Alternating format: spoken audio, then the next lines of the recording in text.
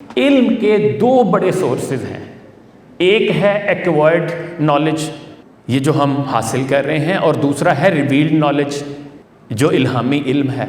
اب ایک مسلمان تعلیمی نظام میں ہمیں یہ سمجھ لینا چاہیے کہ acquired knowledge should always be under the umbrella of the revealed knowledge. Mobile phone آپ کے ہاتھ میں ہے، یہ کہاں سے بنا ہے؟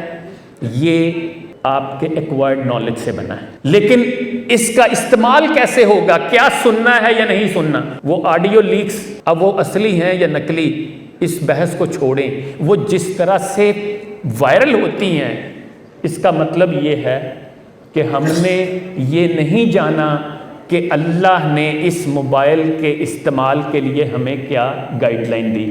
آپ نے ایکوائرڈ نالج کے نتیجے میں ایٹم بم تو بنا لیا، لیکن پھر آپ اپنی دہشت گردی کے لیے اس کو ہیروشیما اور ناگاساکی پہ گرائیں گے، اس لیے کہ that your knowledge is not under the umbrella of the revealed knowledge. Europe میں بہت روشنی علم و ہنر ہے، حق یہ ہے کہ بے چشمہ ہیواں ہے یہ ظلمات، رانائی تعمیر میں، رونق میں، صفا میں، گرجوں سے کہیں بڑھ کے ہیں بینکوں کی عمارات۔ ظاہر میں تجارت ہے، حقیقت میں جوا ہے، سود ایک کا لاکھوں کے لیے مرگ مفاجات۔ یہ علم، یہ حکمت، یہ تدبر، یہ حکومت، پیتے ہیں لہو، دیتے ہیں تعلیم مساوات۔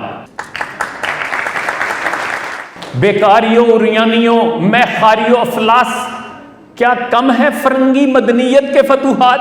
وہ قوم کے فیضان سماوی سے ہو محروم، حد اس کے کمالات کی ہے برق و بخارات، ہے دل کے لیے موت مشینوں کی حکومت، احساس مروت کو کچل دیتے ہیں آلات۔